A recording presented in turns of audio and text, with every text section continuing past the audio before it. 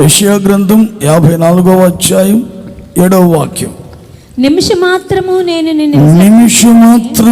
నేను నిన్ను విసర్జించి తిని గొప్ప వాత్సల్యముతో నిన్ను సమకూర్చెదను. ఒకసారి అందరం గట్టిగా చప్పట్లు కొట్టి ప్రభువుకి స్తోత్రం చూద్దాం. సంతోషంగా ఈ మాట మన జీవితంలో ఈ సంవత్సర కాలం అంతా జరిగించబడును గాక. ఆమేన్, ఆమేన్, హల్లెలూయా. ఈ సంవత్సరము ప్రభు మనకిచ్చిన వాగ్దానం, గొప్ప వాత్సల్యముతో నిన్ను సమకూర్చెదను. ఆమేన్, హల్లెలూయా.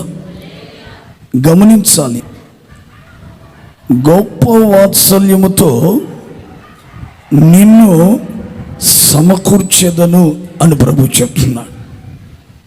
అంటే ఈ వాగ్దానాన్ని మనం కొంచెం బాగా మనస్సు పెట్టి కానీ ధ్యానం చేస్తే, వాత్సల్యము అంటే అర్థం ఏంటి?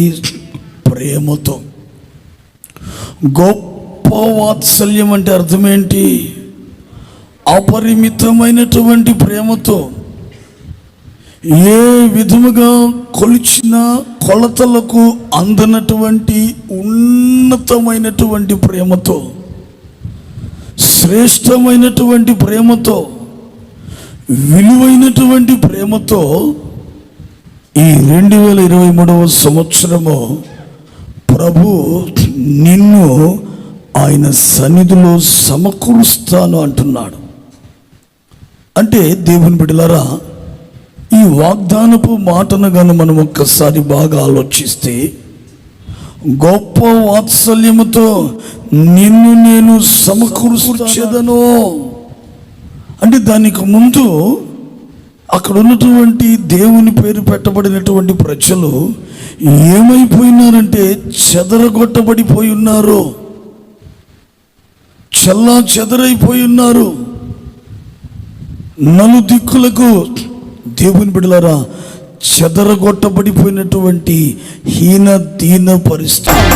గొప్ప వాత్సల్యముతో నిన్ను సమకూర్చెదనని చెప్పిన దేవా, ఈ రాత్రి నుంచే, ఈ క్షణము నుంచే వాగ్దాన ఫలమును పొందుతూ ప్రతి దినము సంతృప్తి పొందుతూ సాగిపోవడానికి సహాయం చేయి ప్రభు అంటూ అందరూ ప్రభుని స్తుతించారు.